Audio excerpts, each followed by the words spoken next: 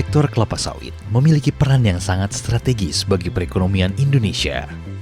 Karena pentingnya sektor kelapa sawit ini, pemerintah Indonesia berupaya untuk terus mempertahankan kinerja sektor kelapa sawit, termasuk mendorong stabilisasi harga CPO, mendorong peningkatan kesejahteraan petani, serta mendorong perkembangan industri kelapa sawit secara berkelanjutan. Salah satu upaya nyata yang dilakukan oleh pemerintah untuk terus mempertahankan kinerja sektor kelapa sawit Indonesia adalah dengan membentuk Badan Pengelola Dana Perkebunan Kelapa Sawit atau BPDPKS pada bulan Juni 2015. Pembentukan BPDPKS ini merupakan tindak lanjut dari Peraturan Presiden Republik Indonesia Nomor 61 Tahun 2015 tentang penghimpunan dan penggunaan dana perkebunan kelapa sawit. Inisiatif penghimpunan dan pemanfaatan dana dari dan untuk sektor sawit ini merupakan sebuah langkah progresif pemerintah dalam memastikan tersedianya sumber dana untuk mendorong perkembangan sektor sawit Indonesia. Sesuai dengan mandat dalam peraturan presiden tersebut, BPDPKS bertugas untuk 1. Melakukan penghimpunan dana, 2. Melakukan pengelolaan dana yang dihimpun, serta 3. Menyalurkan dana untuk kepentingan sektor kelapa sawit Indonesia, baik untuk stabilisasi harga CPO, meningkatkan kapasitas dan kesejahteraan petani sawit rakyat, mengembangkan industri hilir, serta untuk membantu mendorong pengelolaan sektor kelapa sawit secara berkelanjutan. Dalam menjalankan tugas penghimpunan dana, BPDPKS menghimpun dana dari pelaku usaha perkebunan kelapa sawit, menghimpun dana lembaga pembiayaan, menghimpun dana masyarakat, serta dana lainnya yang sah. Dana yang berhasil dihimpun selanjutnya dikelola oleh BPDPKS dengan prinsip akuntabilitas, transparan, serta prudent agar mendapatkan hasil pengelolaan dana yang optimal. Dalam menyalurkan dana, BPDPKS bekerja sama dengan seluruh pemangku kepentingan terkait untuk merancang program-program penyaluran dana secara akuntabel dan transparan. Berdasarkan peraturan presiden, sasaran penyaluran dana oleh BPDPKS adalah: pertama, penyaluran dana untuk mendukung ketahanan pangan, pengembangan industri hilir, dan penyaluran biodiesel. Kedua, pengembangan sumber daya manusia. Ketiga, peremajaan kebun kelapa sawit. Keempat, riset dan pengembangan. Kelima, penyediaan fasilitas, infrastruktur, dan pemberdayaan petani. Serta keenam, promosi dan advokasi. Saat ini, BPDPKS tengah menjalankan 6 program penyaluran dana yang sesuai dengan sasaran penyaluran dana yang ditetapkan oleh peraturan presiden. Pertama, program penyaluran dana untuk mendukung kebijakan pemerintah mandatori biodiesel untuk memperkuat ketahanan energi nasional dan pemanfaatan energi terbarukan melalui penyediaan insentif biodiesel.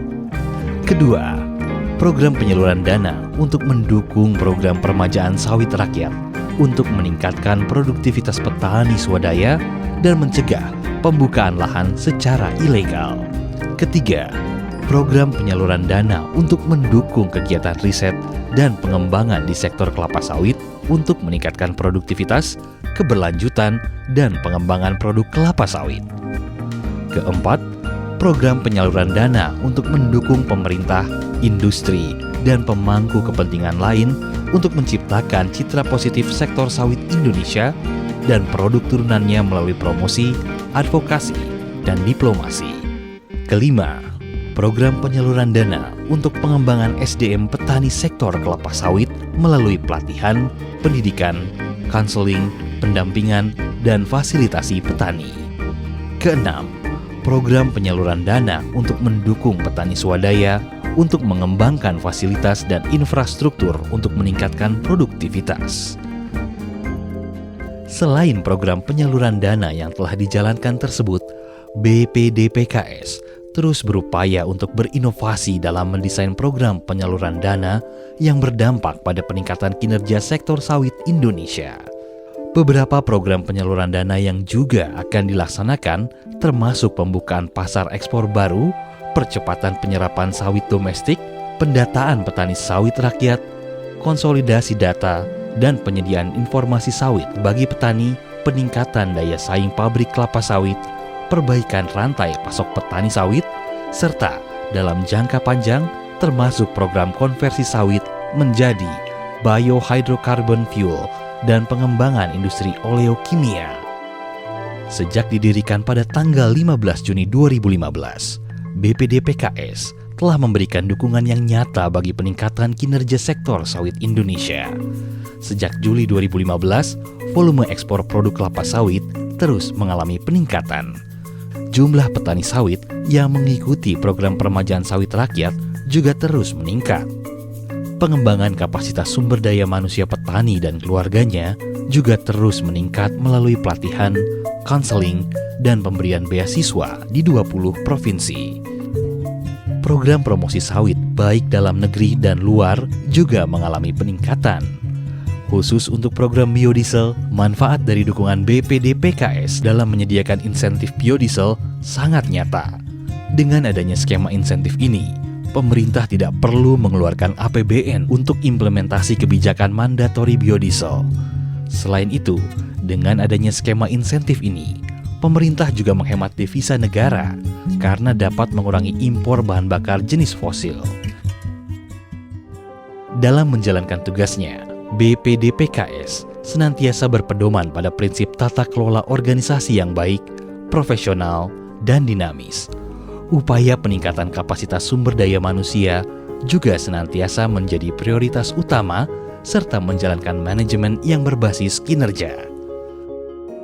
Sebagai lembaga yang baru terbentuk pada tahun 2015, perjalanan BPDPKS tentu masih perlu diuji dengan waktu. Tetapi, visi untuk dapat memfasilitasi upaya peningkatan kinerja sektor sawit Indonesia sebagai komoditas strategis nasional senantiasa menjadi motivasi segenap jajaran BPDPKS.